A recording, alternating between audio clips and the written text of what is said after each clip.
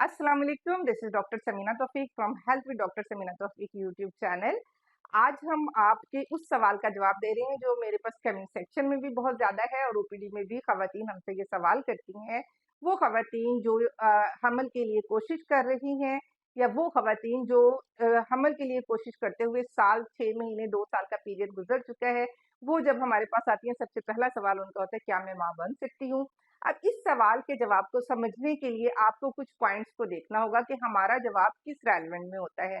मरीज आता है, पूछता है कि क्या मैं माँ बन सकती हूँ, तो सबसे पहले हम क्या देखते हैं कि इस मरीज की उम्र कितनी है। मरीज की उम्र जितनी कम होगी उसके हमल ठहरने के चांसेस उतने ही ज्यादा होंगे, क्योंकि उसके अंडों की तादाद और उसके अंडों की जो क्वालिटी है, खासियत है, वो बेहतरीन होती है और उन अंडों से जो एम्ब्रियो बनते हैं सेहतमंद बच्चे की सूरत में जन्म लेते हैं। दूसरी चीज हमने देखनी होती है AMH level. AMH and enteral follicular activity जो हम पेल्विक अल्ट्रासाउंड पर देखते हैं कि वो कितना है। अगर एएमएच लेवल बेहतर है, एंट्रल फॉलिकुलर एक्टिविटी अल्ट्रासाउंड पर अच्छी आ रही है, तो हमल के चांसेस बहुत ज्यादा और ब्राइट हैं। किसी भी मरीज का फॉलिकल स्टिमुलेटिंग हार्मोन चेक करना होता है कि वो कितना है। अगर वो ज्यादा है तो इसका मतलब ये है कि अंडों को किसी भी फॉलिकल को ग्रो करने के लिए ज्यादा किक हो रही है, तो इसका मतलब है हार्मोनल इम्बैलेंस है।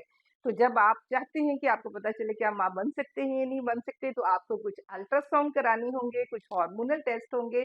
और टिप ऑफ द वीडियो ये है कि जब जितनी अर्ली एज में आप अपनी फैमिली को कंप्लीट कर सकें उतना बेहतर है, क्योंकि अंडों की क्वालिटी और क्वांटिटी हर आने वाले मेंस्ट्रुअल साइकिल के साथ कम होती चली जाती है और कंप्रोमाइज होती चली जाती है।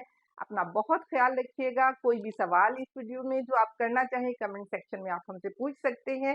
फी अमान अल्लाह।